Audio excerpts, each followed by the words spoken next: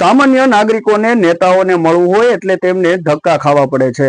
સામાન્ય રીતે જ્યારે ઇલેક્શન આવતું હોય, જ્યારે ચૂંટણી આવતી હોય ત્યારે ગલીએ ગલીએ, મોહલ્લે મોહલ્લે તમામ જગ્યાએ નેતાઓ હાથ જોડી અને જનતાનો મત માંગતા હોય છે।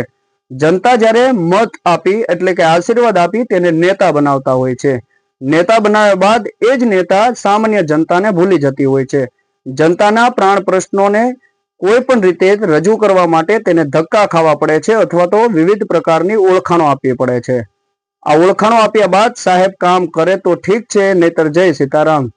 આ પરિસ્થિતિમાં ગુજરાતના એક ભાયડા નેતાએ સોશિયલ મીડિયા પર પોતાનો વિડીયો વાયરલ કર્યો છે।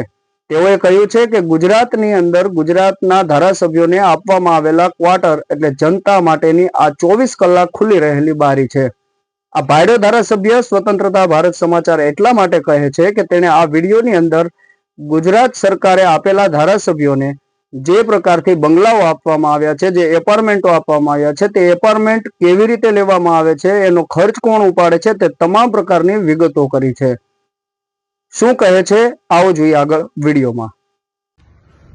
રાત દિવસ અવિરત બેફામ બનીને રાજ્યના સામાન્ય નાગરિકોના મકાનો તોડી રહેલી ભારતીય જનતા પાર્ટીની સરકારે અમને ધારાસભ્યોને જો કેવા અદ્ભુત ટકાટક રહેવા માટેના આ મકાનની વ્યવસ્થા, આ 3-4 BHKના ફ્લેટ્સની વ્યવસ્થા કરી આપી છે। તમે જુઓ બરાબર, રાજ્યના સામાન્ય ગરીબ માણસો માટે ઝૂંપડા અને ચાલીઓ સિવાય આશરો નથી એવા હજારો લોકો છે અને આ ગરીબોના ઘર પણ તોડી રહ્યા છે કોમનવેલ્થના નામે અને અન્ય કહેવાતા વિકાસના પ્રોજેક્ટના નામે।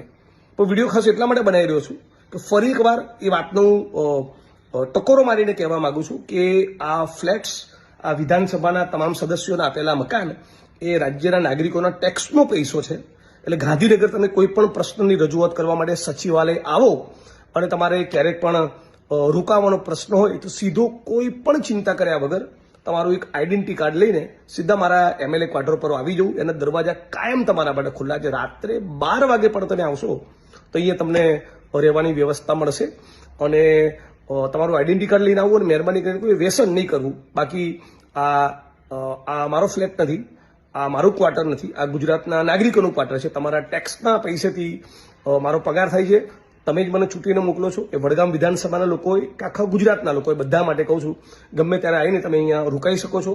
તમારા કોઈ પણ પ્રશ્નોની રજૂઆત માટે ગાંધીનગર આવ્યા હોય ને રોકાવાનો પ્રશ્ન હોય તો quarter number 401 block A Gandhinagar તમારું સ્વાગત રહેશે।